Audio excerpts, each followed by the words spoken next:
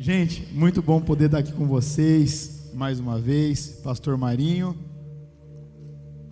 Nilva, aí o Lucão, a Kelly, toda a equipe. Na verdade, sempre bom poder ver vocês. Glória a Deus por isso. Minha esposa não pôde vir hoje, né? Amanhã nós vamos sair de viagem e ela está lá finalizando as malas. Mas aí o pastor Luiz está aqui comigo, Tiagão, né? A galera, ó, quem conhece o pastor Luiz parece que só chegou metade dele aqui hoje, né? Mas a culpa é do Tiagão, né, Tiagão? Glória a Deus.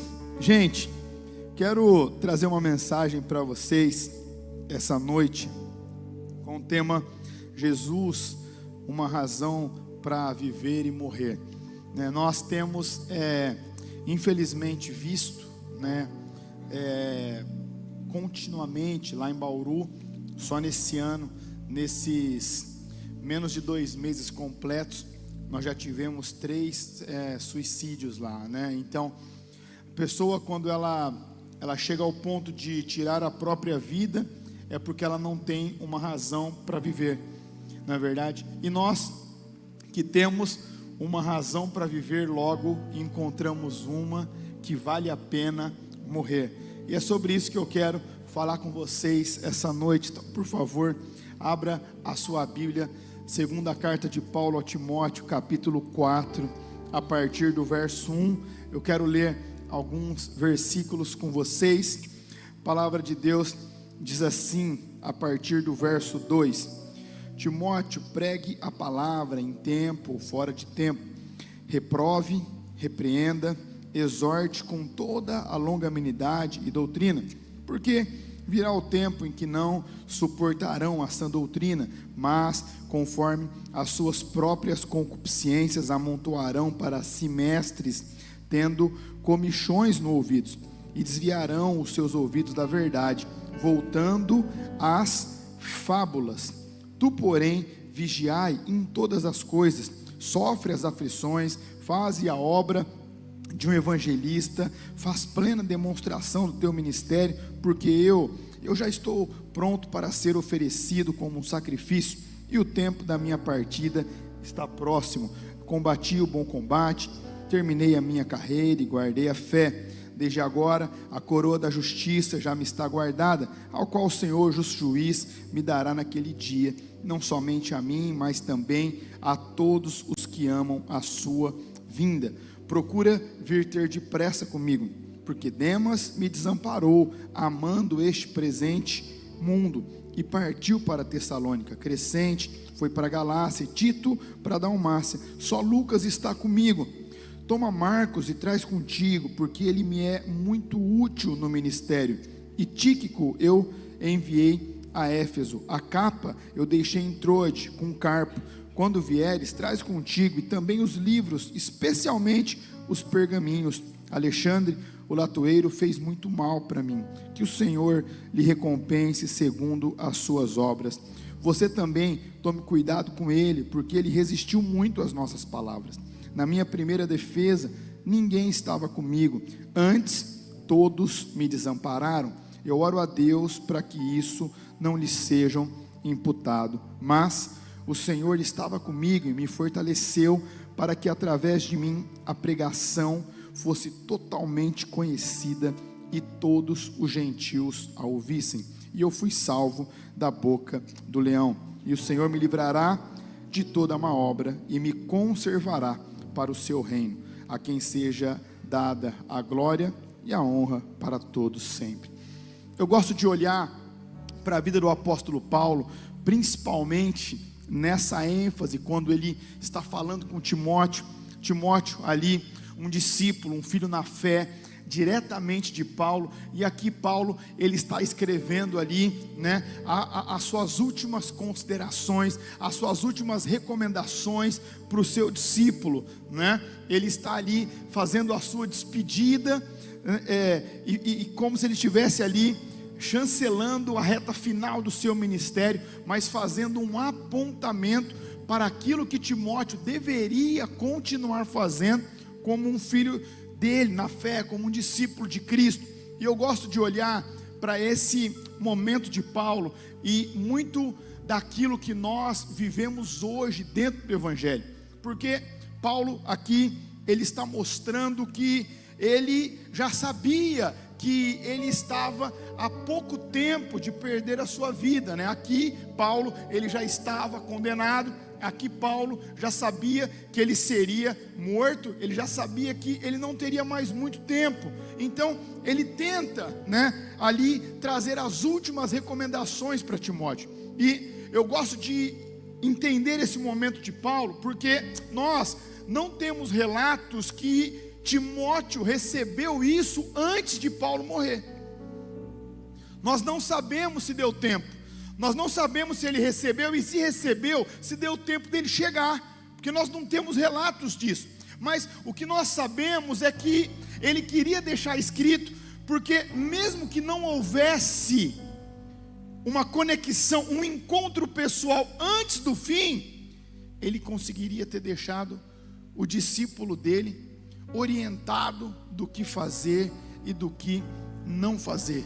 E eu gosto de lembrar que Paulo, né, ele foi o maior plantador de igrejas da história do cristianismo, né? Sem sombra de dúvidas, a minha maior influência no que diz respeito à plantação de igrejas, né? Ele que deixou ali o modo operante, ele que ensinou o que era uma supervisão, e naquela época, sem o WhatsApp, sem vídeo FaceTime, sem videoconferência, né, sem avião, ele conseguia garantir as supervisões através daquele recurso que eles tinham no momento, que eram as cartas, as quais nós usamos como base até hoje para doutrinar a igreja, né? E é muito interessante entender o que é um homem ou uma mulher que encontra essa razão.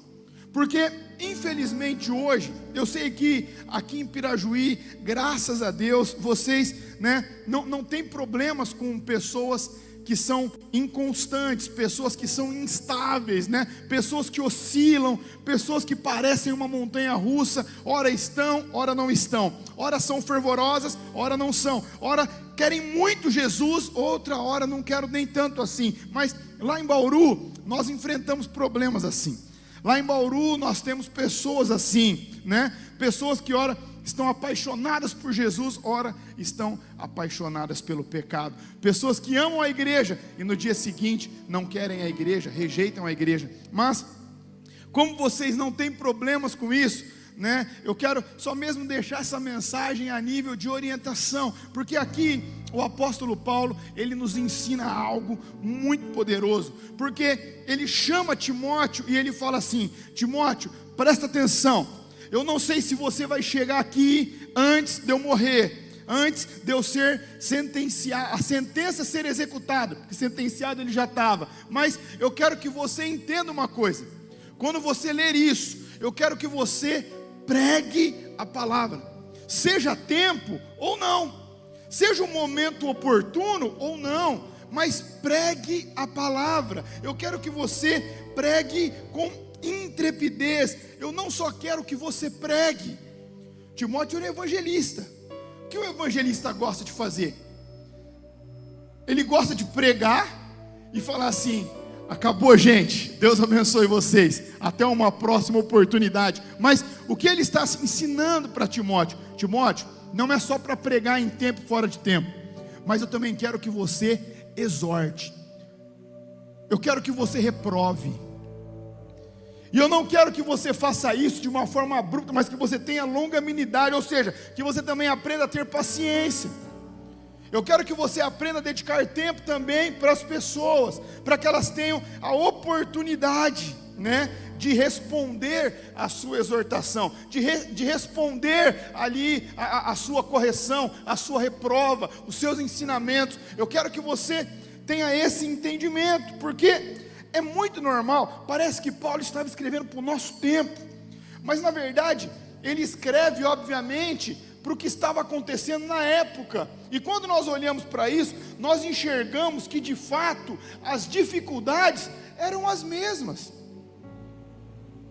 Veja se não parece com o nosso tempo. Ele diz assim, sabe por quê, Timóteo? Porque as pessoas, elas estão procurando líderes, elas estão procurando, pregadores, mestres, aqueles que ensinam o que elas querem ouvir, não o que é necessário que elas aprendam, E quando elas encontram alguém que falam as verdades, parece que tem um zumbido no ouvido delas, que elas não conseguem ficar para receber a verdade. Parece alguma coisa com os nossos dias, ou Paulo parece que estava à frente do tempo dele, Mas observa que a dificuldade era a mesma.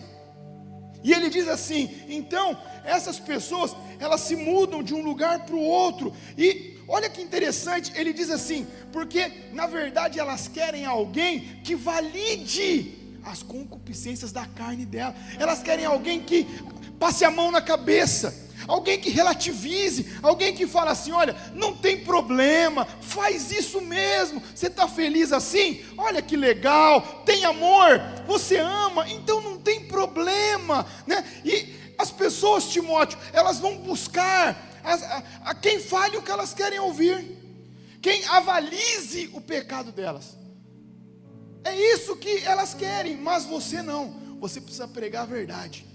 Você precisa pegar em qualquer momento, você precisa exortar, Timóteo, você precisa repreender, você precisa reprovar, você precisa dar tempo para as pessoas, mas eu quero que você preste atenção nisso. Você vai precisar vigiar, você vai precisar vigiar muito, Timóteo. Por que eu vou precisar vigiar? Porque você vai passar aflições. O que ele está falando aqui para o discípulo dele? Você vai ter que fazer tudo isso quando às vezes para você não vai estar nada bem. Você vai ter que pregar para essas pessoas às vezes com dificuldade na sua vida pessoal. Você vai ter que falar a verdade às vezes tendo aflições, sofrimento. Talvez você vai ter que subir para ministrar, ou atender alguém, ou evangelizar alguém, falar do amor de Jesus para o seu vizinho, quando às vezes você mesmo vai estar arrebentado. Então você precisa vigiar, prestar muita atenção, para que você não seja levado pelas suas emoções. Eu preciso que você tenha esse entendimento. Você tem que fazer a sua obra plena, para demonstração do ministério. E aí, Timóteo, agora é com você, porque o tempo da minha partida se aproxima.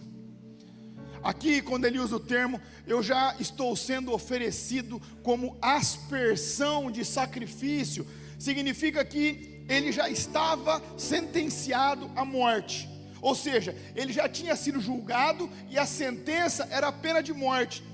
Só não tinha sido decidido ainda qual seria a execução. Será que nós vamos degolar? Será que nós vamos crucificar? Será que nós vamos queimar ele? Será que nós vamos afogar ele? Será que nós vamos soltar ele para as feras selvagens famintas, dilacerar o corpo dele? Não sei, mas eu sei que eu vou morrer, eu só não sei como. Então, você vai ter que continuar, porque o meu tempo já foi o meu tempo. Eu entendo que o tempo da minha partida está muito próximo. O que eu tinha que fazer, eu já fiz.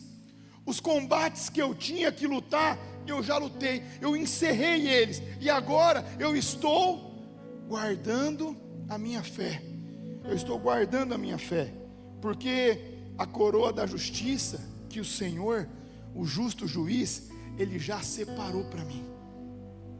Só que aqui Paulo, ele nos fala algo muito forte, porque até esse momento, aparentemente, as instruções de Paulo era só para Timóteo, mas aqui não, aqui ele começa a trazer uma abrangência para nós. Como assim para nós, pastor? Porque ele diz assim, e essa coroa não é só para mim, e também não é só para você, Timóteo, mas essa coroa é para todo aquele que ama e anseia pela minha vinda. Nós temos alguém aqui que anseia e ama a vinda de Jesus, alguém que espera alguém. Então observa que nesse momento o apóstolo Paulo, ele faz uma abrangência das recomendações, porque até o momento estava muito direta, né? Parecia que era só para Timóteo, mas aqui ele abre para nós também. Porque se você também ama, se você também espera, se você também aguarda, então você está incluso nisso. Também vai ter uma coroa para você. E olha que interessante, ele diz assim: só que essa coroa é o Senhor que vai nos dar, e Ele é justo e juiz. E por que isso é interessante? Porque se Ele fala que o juiz vai ser justo, é porque existe o injusto. Só que Ele fala, o meu juiz não, o meu Senhor é juiz e Ele é justo. O que isso significa? É que Ele não vai deixar passar nada. E isso é bom e ao mesmo tempo temeroso. Por que bom? É bom porque tudo aquilo que você fez foi contemplado. O problema é que tudo aquilo que você fez foi contemplado, o bom e o ruim. E aí eu e você precisamos de fato começarmos a analisar a nossa vida, porque hoje nós nunca tivemos uma geração com tanta facilidade para ser cristã como a de hoje. Nós temos as escrituras em várias versões, em vários idiomas. Nós não precisamos mais abrir um dicionário. Você não entende alguma coisa, você digita e você tem todos os significados possíveis. Você não entende alguma coisa, você digita e você já sabe o que aquilo quer dizer. Imagina aquelas pessoas na época que não tinham nenhum exemplar da Bíblia na mão e tinha que ser crente. Que para escutar um pregador tinha que rodar. Tem pessoas que eram cristãs na época do Billy Graham vivo e não conseguiram ir até o Maracanã e escutar ele. Por quê? Porque a passagem era muito cara, os voos eram inviáveis. Hoje você pode escutar mais de 50 pregações dele traduzidas no seu YouTube, no conforto da sua casa. Olha que facilidade que nós temos hoje. Só que Paulo está ensinando para Timóteo exatamente sobre isso. E ele fala que não vai ser somente para ele, não vai ser somente para Timóteo, mas vai ser somente para nós. O que isso significa? Que as recomendações dele para Timóteo até aquele momento também valem para nós, mas as que ele vai continuar dando também.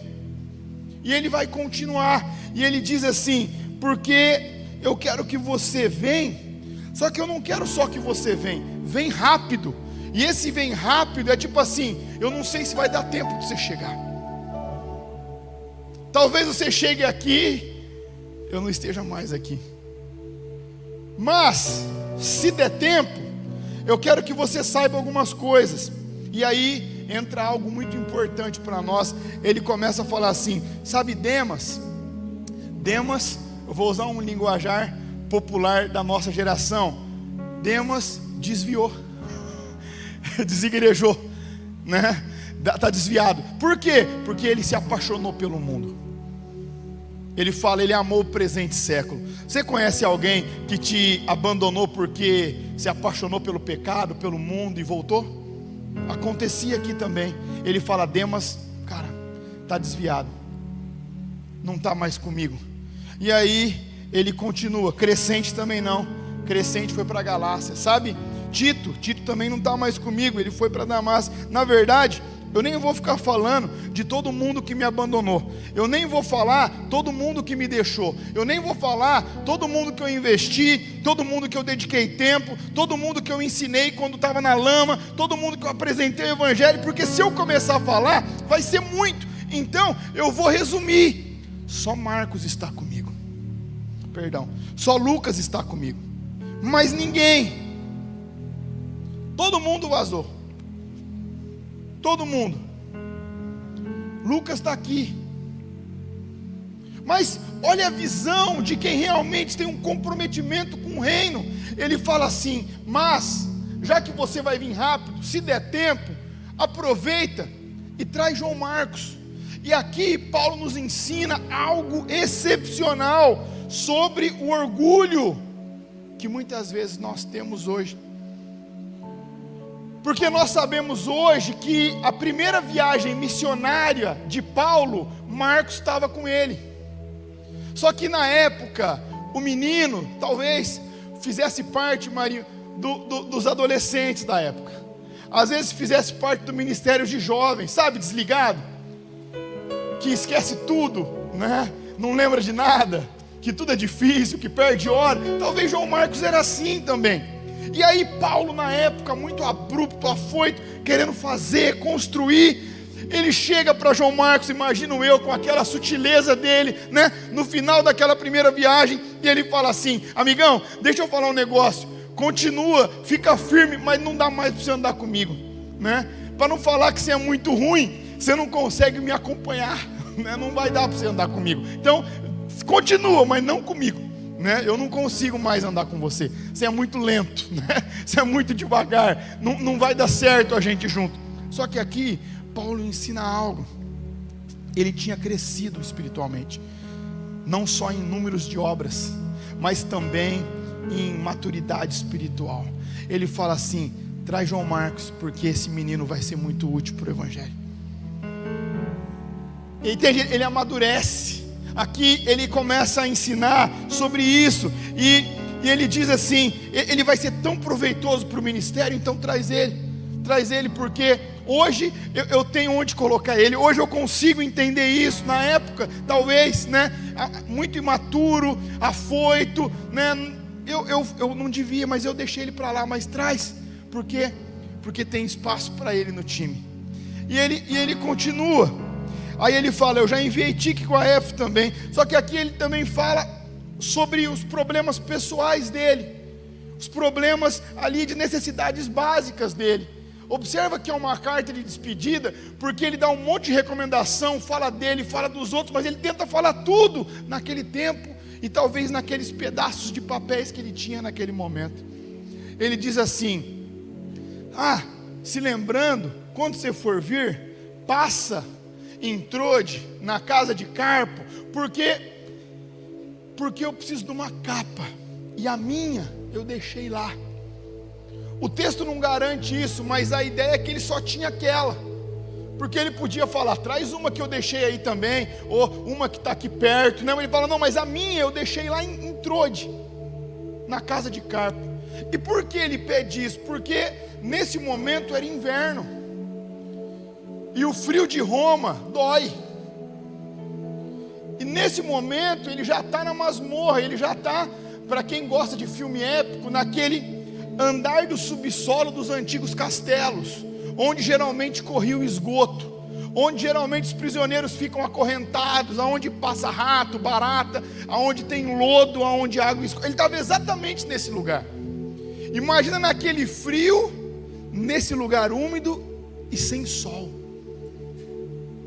Ele fala: traz. Nessa época, muitos prisioneiros condenados à morte nem eram executados, porque morria preso, porque pegava alguma infecção, alguma doença, né? E às vezes morria lá mesmo. Aí ele fala: mas quando você for vir, traz a capa, né? Porque já que eu vou morrer, mas pelo menos não vou morrer com frio, né? E ele continua. E aqui é algo interessante. Ele fala assim: traz alguns livros para mim, mas traga os pergaminhos também. Olha só, que loucura, né? Por que ele queria aprender? Por que ele queria ler mais? Por que ele queria meditar mais? O cara ia morrer. É porque, quem sabe ainda, eu não tive alguma revelação que Deus queria me dar. Quem sabe talvez eu deixei de aprender alguma coisa que vai ser importante eu aprender, mesmo que seja no meu último dia, mesmo que eu não possa compartilhar com ninguém, mesmo que talvez seja só para mim. Traz, por favor. Se der tempo, vai ser muito bom. Vai ser bom, talvez eu conseguir ler alguma coisa, eu conseguir refletir, quem sabe? Quem sabe? Porque eu estou aqui e eu não sei qual que vai ser o meu último dia. Só que ele se lembra de algo escrevendo isso, e ele fala assim: Timóteo, você lembra do Alexandre, o latoeiro? Cuidado com ele, toma cuidado, porque ele me fez muito mal, ele resistiu muito às minhas palavras, fique longe dele. Olha que interessante, né? Marinho, eu sei que aqui não, mas lá em Bauru às vezes, né, a gente vai querer aconselhar alguém, nós vamos querer instruir alguém. Olha, você está muito próximo e sabe, não vai ser legal, talvez vai te fazer mal, né? Uma pessoa que resiste muito à verdade, uma pessoa que resiste muito ao evangelho, uma pessoa muito maldosa, uma pessoa muito tendenciosa, uma pessoa muito maliciosa. E aí, né, a pessoa aqui não, mas às vezes lá, mas você quer então até falar quem que vai ser meu amigo? Não, é simplesmente olhando para a vida do apóstolo Paulo, que fez alguma coisa pelo evangelho, alguma coisinha ele fez, alguma coisinha ele construiu, e ele está ali direcionando aquele que ia continuar o legado da fé, com uma instrução básica: cuidado, porque ele me fez muito mal. E você não precisa passar pelo que eu passei, você não precisa ter a experiência que eu tive, você não precisa quebrar a cara como eu quebrei, você não precisa errar onde eu errei, você não precisa errar com quem eu errei. Cuidado, fique longe dele. E ele continua, e ele fala: na minha primeira defesa, Timóteo, aqui acredito eu, tá? Acredito eu, que ele abre o coração dele. Ele fala assim: Timóteo, na minha primeira defesa, cara, ninguém estava lá para me assistir, não tinha ninguém.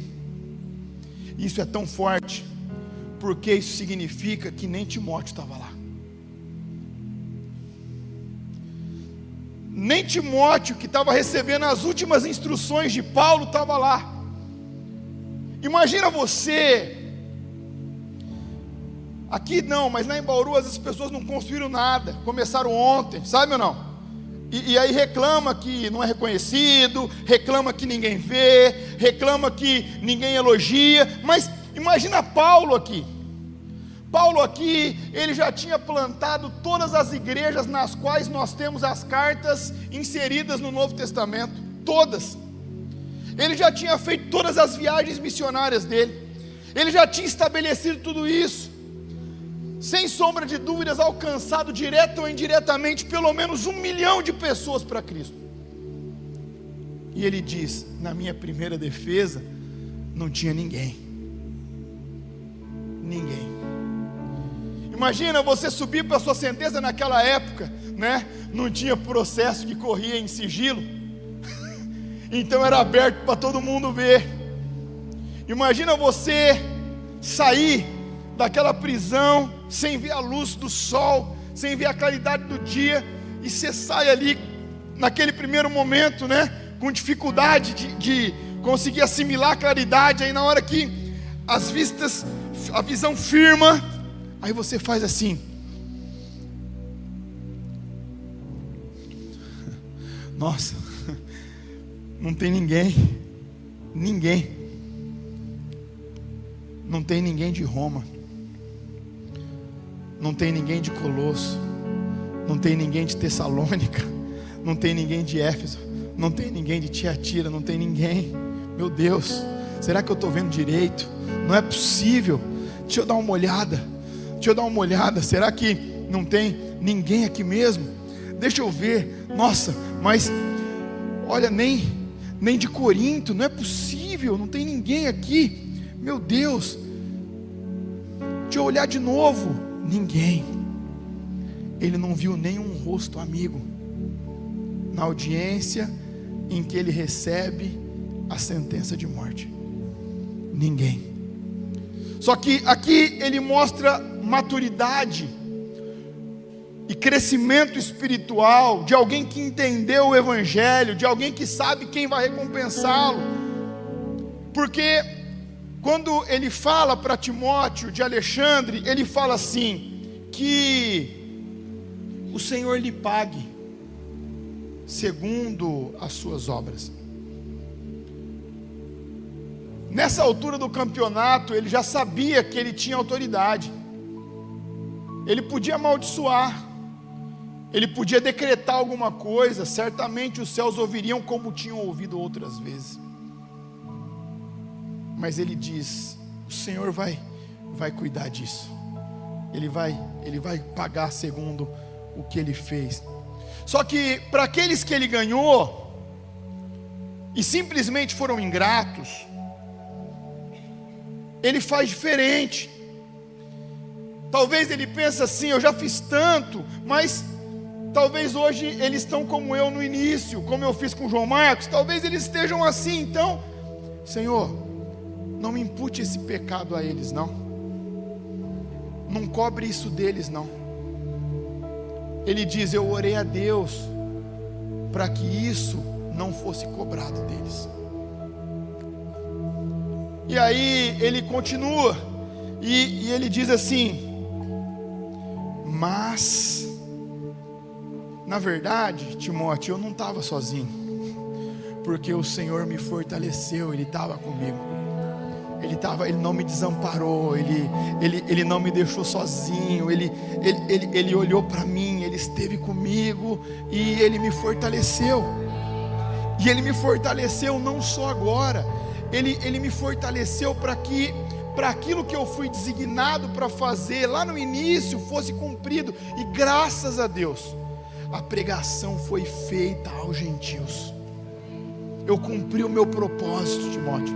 Sabe, Timóteo, eu cumpri, porque o Senhor me fortaleceu, e totalmente a palavra dele foi conhecida pelos gentios.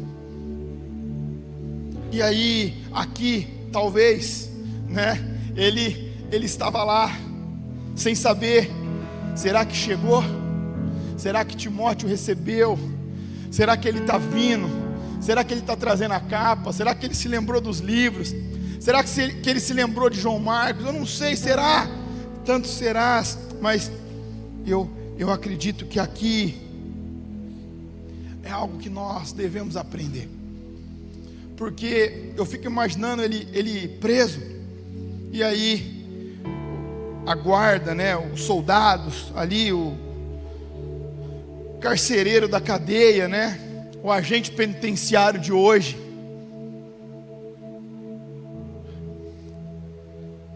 com certeza, conhecendo Paulo, ele já tinha pregado para os caras ali, né? Com certeza. Paulão, é hoje. Chegou a hora. Vamos lá. E aí ele vai. Aí ele é conduzido, colocado na posição, com os joelhos, pescoço de lado, a trava feita no pescoço. E aí eu fico imaginando Paulo fazendo um encerramento disso, só que aí não mais com a escrita, porque já tinha sido retirado dele.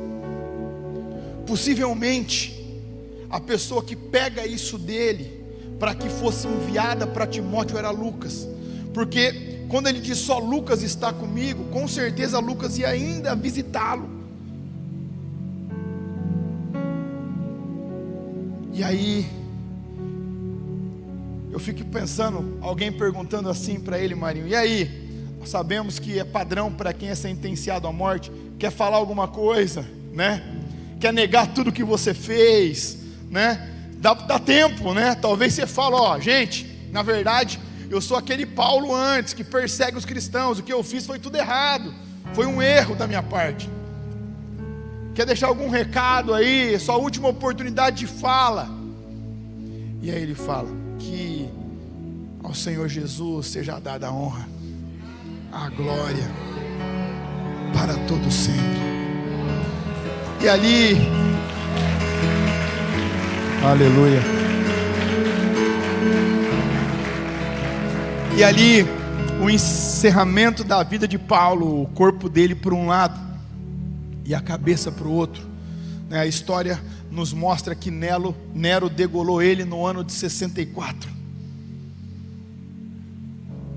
E ali encerra o ministério dele vivo, porque eu não conheço um ministério tão longevo quanto dele, não é verdade ou não?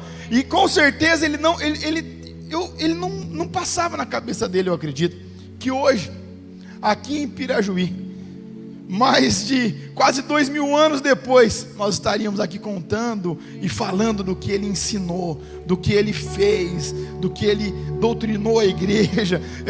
Mas observe que é sobre isso que eu quero me dedicar nesses últimos minutos com vocês.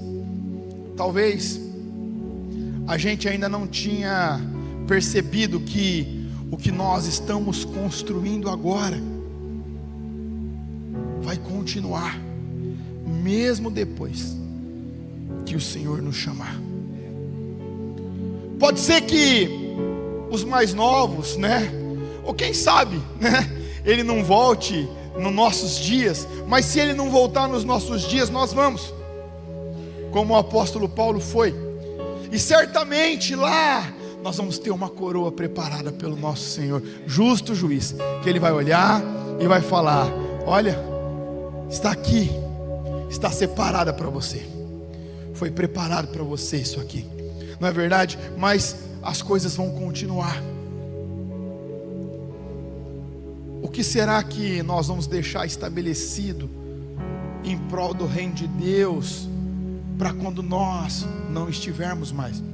Eu sei que aqui vocês não têm problema com isso, mas às vezes lá em Bauru nós enxergamos tantas pessoas parando porque a unha encravou. Vocês acreditam nisso? A minha unha encravou.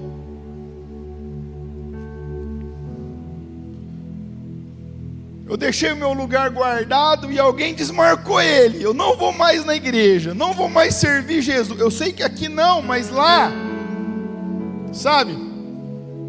Eu fui no banheiro e tinha acabado o sabonete líquido. Eu não acredito nisso. A qualidade do papel não era boa. O café estava amargo. O ar não gela. O ventilador faz barulho. O louvor não é bom. O instrumentista era ruim. Acho que o ministro de louvor não deve ter orado e jejuado. O pastor não preparou a mensagem, certeza. Ele pegou alguma que ele já tinha pregado, mudou alguma coisa e falou de novo. Gente, o reino de Deus, ele já está estabelecido. Às vezes nós pensamos assim: eu vou plantar a igreja, quem sabe dá certo. Gente, a igreja já deu certo e continua crescendo, e a única instituição que já faz mais de 2000 anos, ela transicionou gerações, eras, culturas, reinos, monarquias, ditaduras, e continua, e não vai parar. Por quê? Porque o próprio Cristo fundou ela. Então observa que nós estamos trabalhando para a única instituição infalível que existe.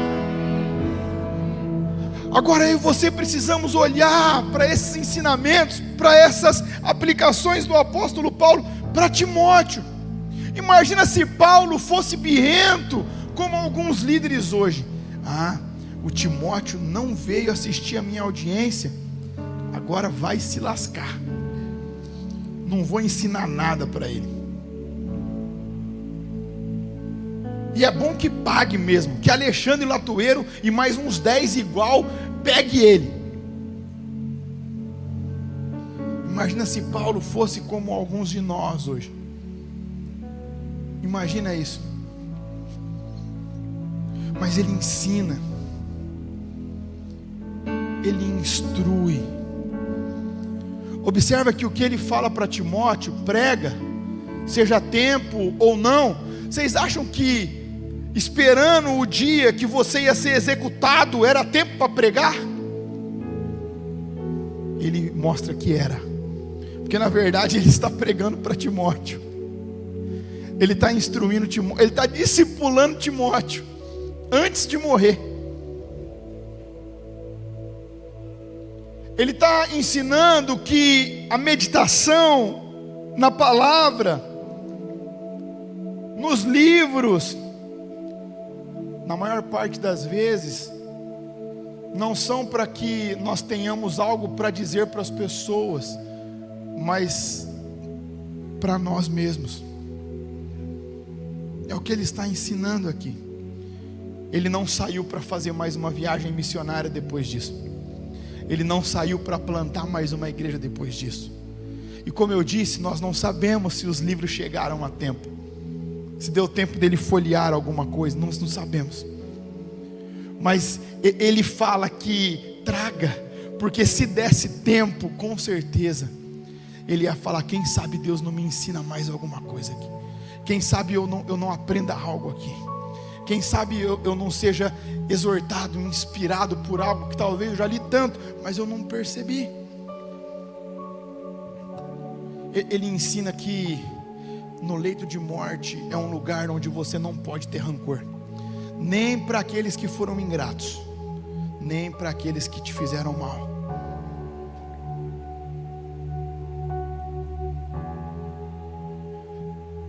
E ele mostra o que é ter uma razão para morrer.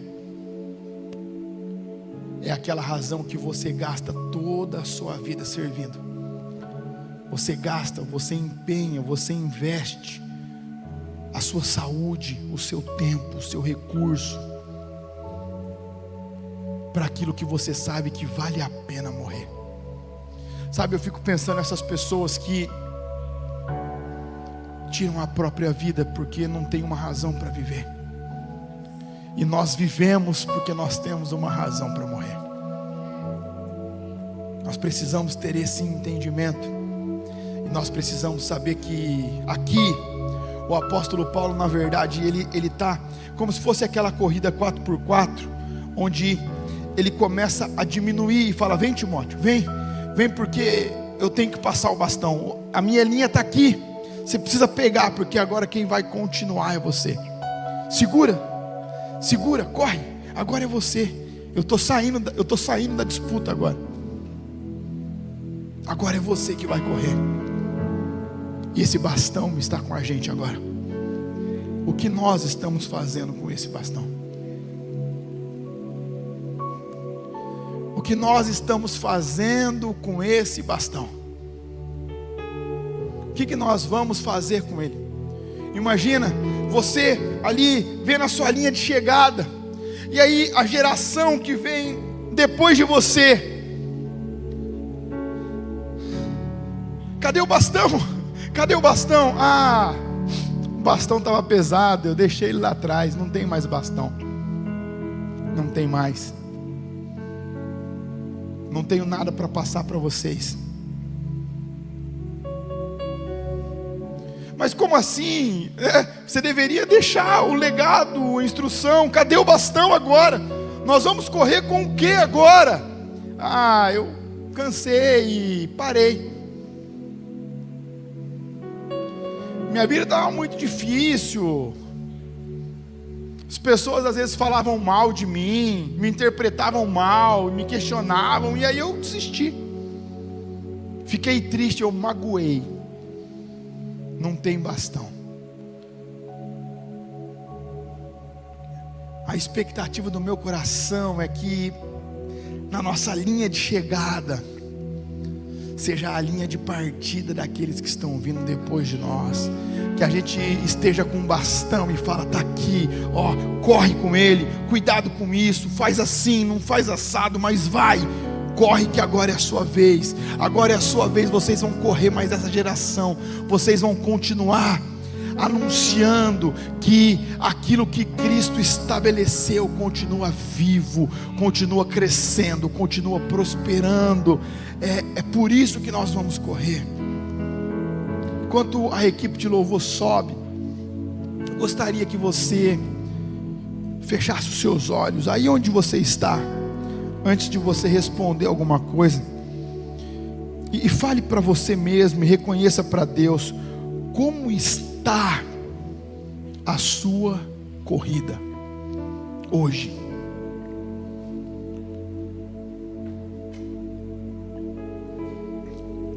Como está o bastão que você está segurando? Como está o seu coração? Como está a sua convicção de reino?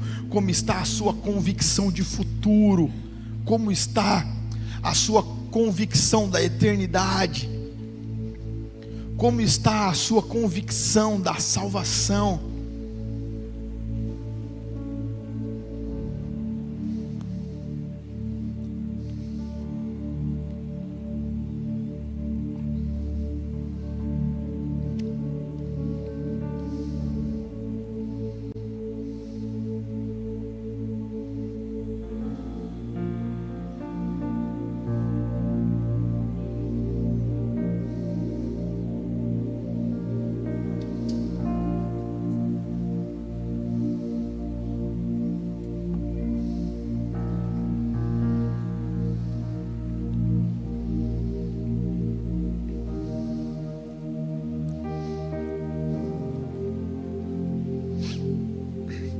E se você entende que você quer fazer uma aliança com Cristo, você quer na verdade renovar a sua aliança com Ele, você quer falar: Senhor, eu ainda estou disponível, eu estou aqui, e o Senhor pode me enviar, e se o Senhor ainda não enviou, pode enviar, e se o Senhor já enviou, o Senhor possa continuar contando comigo.